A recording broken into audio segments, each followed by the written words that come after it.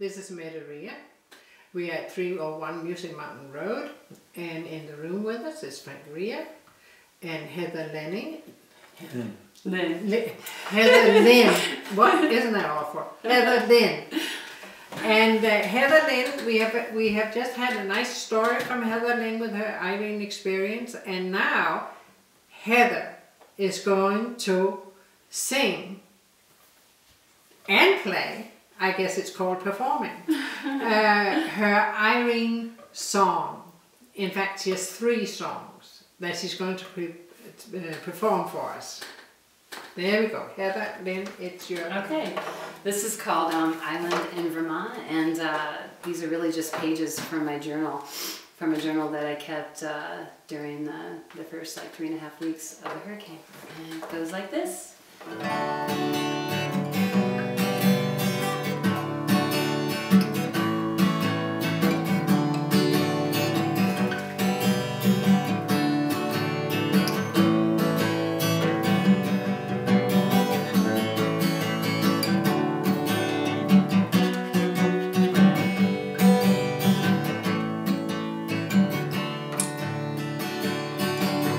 I woke up lightly to the sound of rain, plugged in my instrument when that storm came. Irene, you bitch, look what you've done to me. We're stuck on an island in Vermont. We're stuck on an island in Vermont. A hurricane came and tore it apart. Oh, Irene, you bitch, look what you've done to me. We're stuck on an island in Vermont. The rivers, they swallowed up our roads. The mountains were crying, mud and river stone. Oh, Irene, you bitch, look what you've done to me.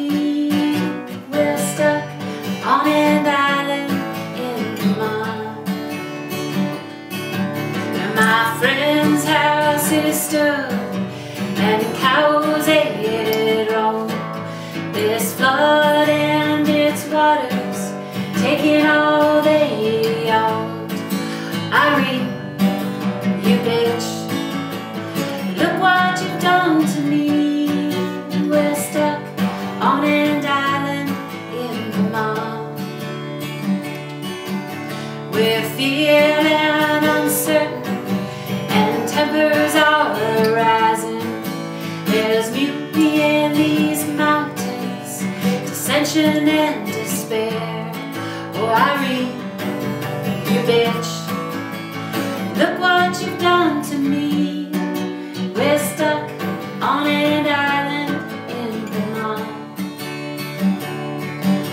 That Sunday, Helen Chap, she turned 94. She rode through her woods, grinning like she'd done it before. Oh, Irene, you bitch, look what you've done to me. We're stuck on an island in Vermont. Now Susie, she cut off her big thumb, swapping stories in that kitchen. She was having a little fun. Oh, Irene, you bitch, look what you've done to me. We're stuck on an island in Vermont.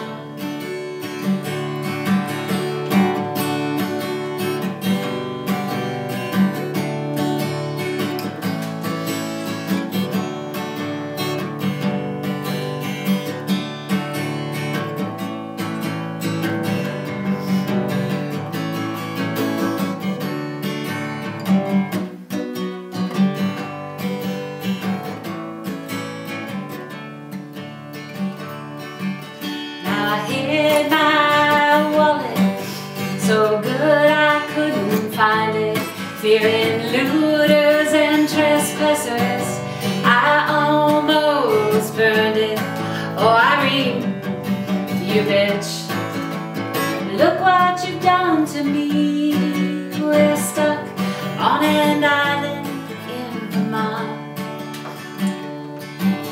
And when school started, it was just like olden days. My little girl Zoe, she walked away. Oh, Irene, you bitch. Look what you've done to me. We're stuck on an island in Vermont. We're stuck on an island in Vermont. A hurricane came and tore it apart. Oh, Irene, you bitch. Look what you've done to me. We're stuck on an island in Vermont. And Donnie Fielder, he lived on River Road. He built his castle with his heart, his soul. Oh, Irene, you bitch. Look what you've done to me. We're stuck on an island in Vermont. We're stuck on an island in Vermont. A hurricane came and tore it apart. Oh, Irene, you bitch. Look what you've done to me. We're stuck on an island in Vermont. Irene, you bitch. Look what you've done to me. We're stuck on an island in Vermont.